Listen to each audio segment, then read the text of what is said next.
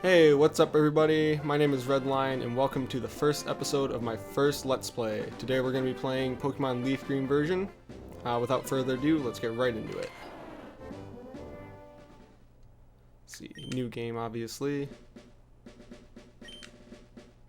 This is just like a little tutorial thing for if you've never played a Pokemon game before. I've actually played this game probably like at least 10 times throughout my life, be it through just replaying it as a kid, through Nuzlocke challenges, or testing for this playthrough.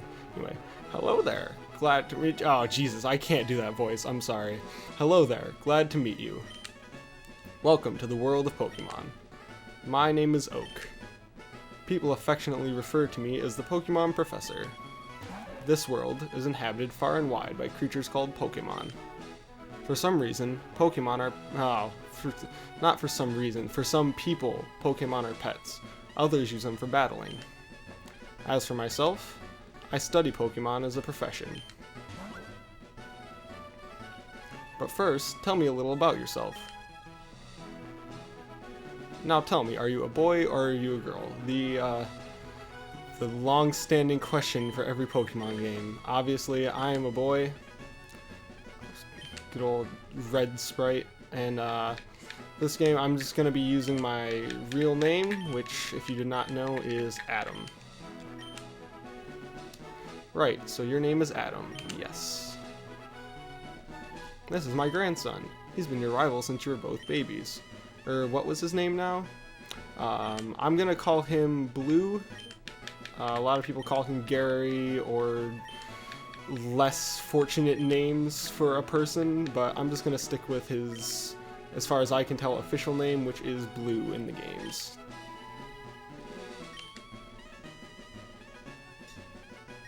Adam, your very own Pokemon legend is about to unfold. A world of dreams and adventures with Pokemon awaits. Let's go. Here we are in my bedroom. Got our up. Here's the nest. Okay, it's time to go. Yeah. In case you didn't know, this is Pokemon Fire Red and Leaf Green were remakes of the original Pokemon Red and Green, which were actually, this is the 20th anniversary of those games, so it's pretty cool that I am still around playing Pokemon to this day. I've been playing Pokemon since Crystal version came out in 2001. By the way, there's a potion in your PC. A tradition that lasted up until 4th generation. Yeah, since 2001, I think I must have been like, I would have been either like 3 or 4 years old when that game came out, and I've been playing ever since then, and this is seriously one of my favorite franchises of all time to this day. Mom, right, all boys leave home someday. It said so on TV. Oh yes, Professor Oak next door was looking for you.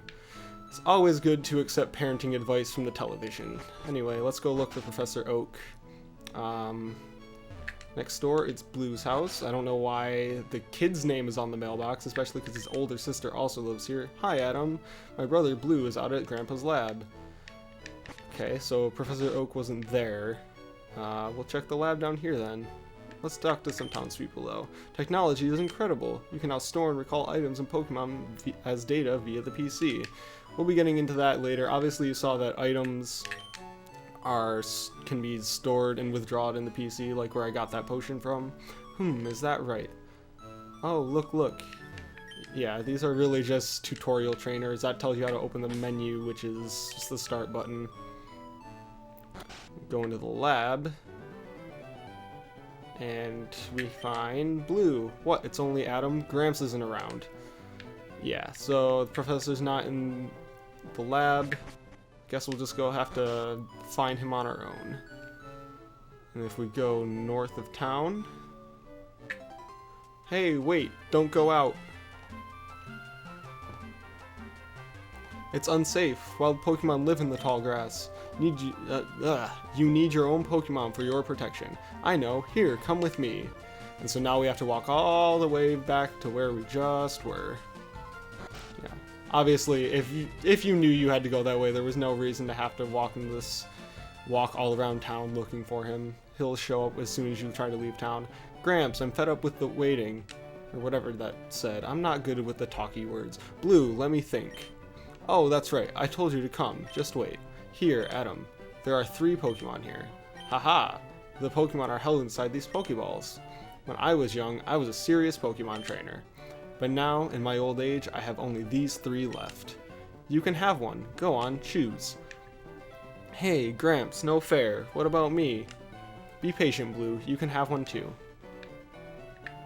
And so, right on this table, we get to choose our starter Pokemon. Our first option is Bulbasaur, and for this Let's Play, I'm going to be going over each Pokemon in detail as soon as they are available.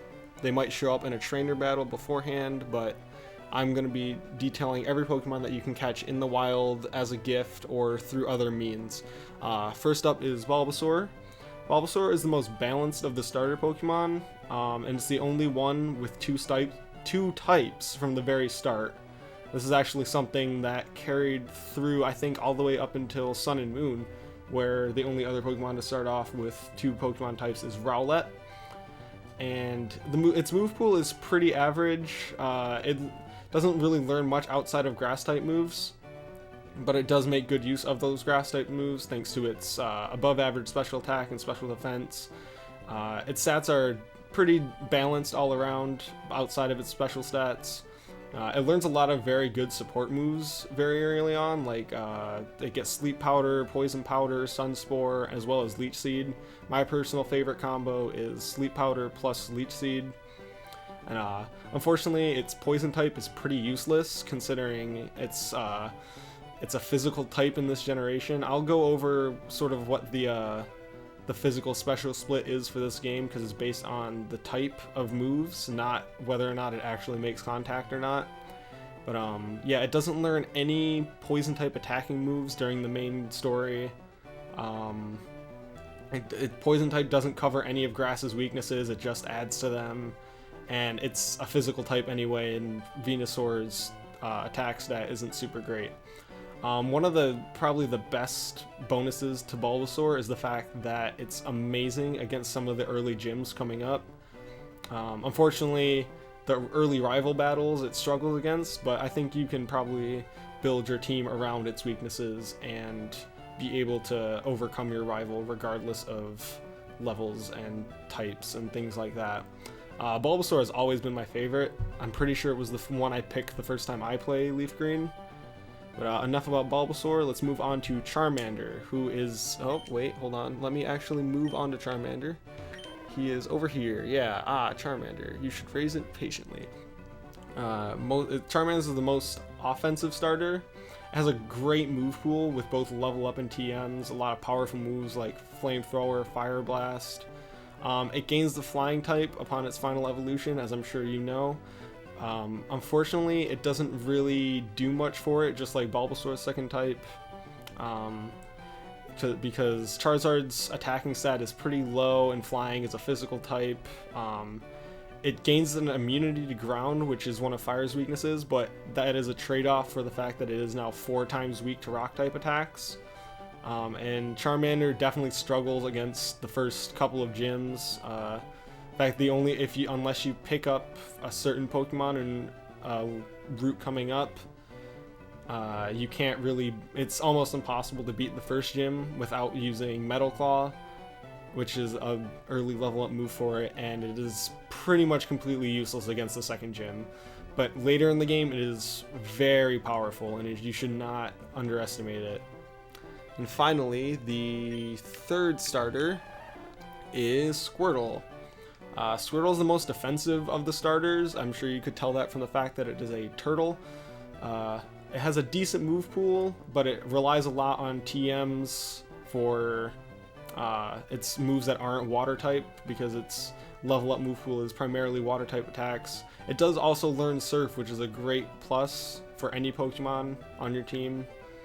And its defenses are really good, but its offenses are nothing too special, but still usable, obviously. It's very good against the first gym, and unlike Bulbasaur, who kind of is very good early in the game, not quite as good later on, or Charmander, who is not very good early in the game, but great later on, Squirtle stays pretty much even throughout the entirety of the game. So it makes it, there is really no bad choice with your starter Pokemon.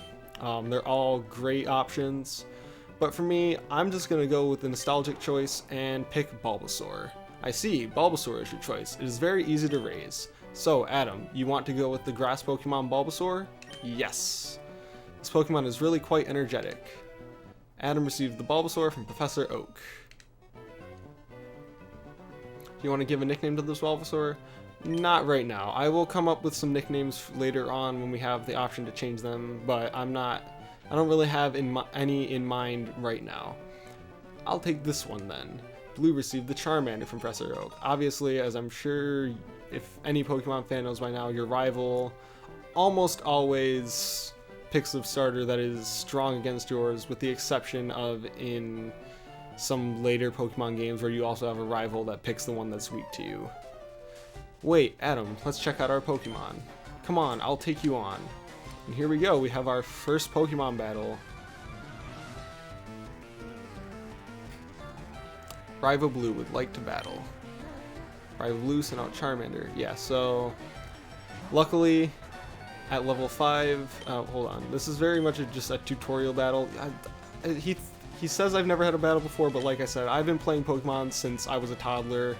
Pokemon battles and trainers, blah blah blah blah. Yeah, you guys probably know what a Pokemon battle is. So let's just skip through this.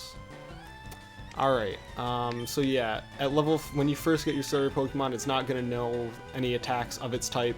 It's only going, if it's a Squirtle or Squirtle or Bulbasaur, no Tackle, Charmander, no Scratch.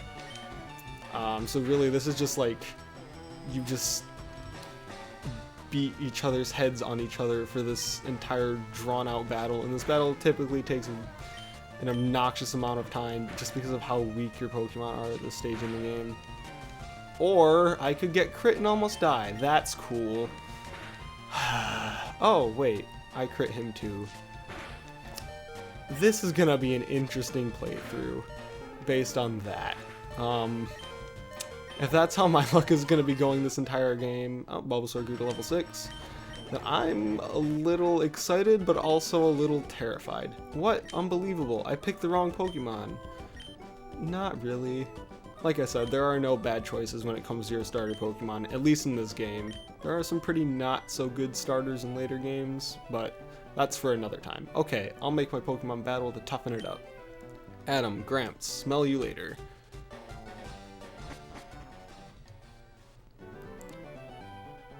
Alright, and what does Professor Oak have to say? Adam, raise your Pokemon, or raise your young Pokemon by making a battle. It has to battle for it to grow.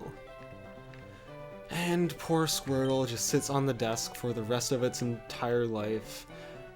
There was actually some unused code, as many people found out shortly after Red and Blue released through hacking, that you could battle Professor Oak, and he had a very strong team, including the 3rd starter Pokemon at its final level.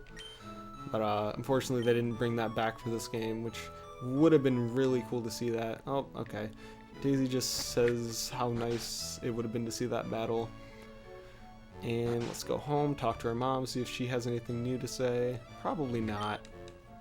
Yep, she just wants us to take a rest, heal our Pokemon. So yeah, so I guess our only option now is to go north out of town and take our first steps on our journey.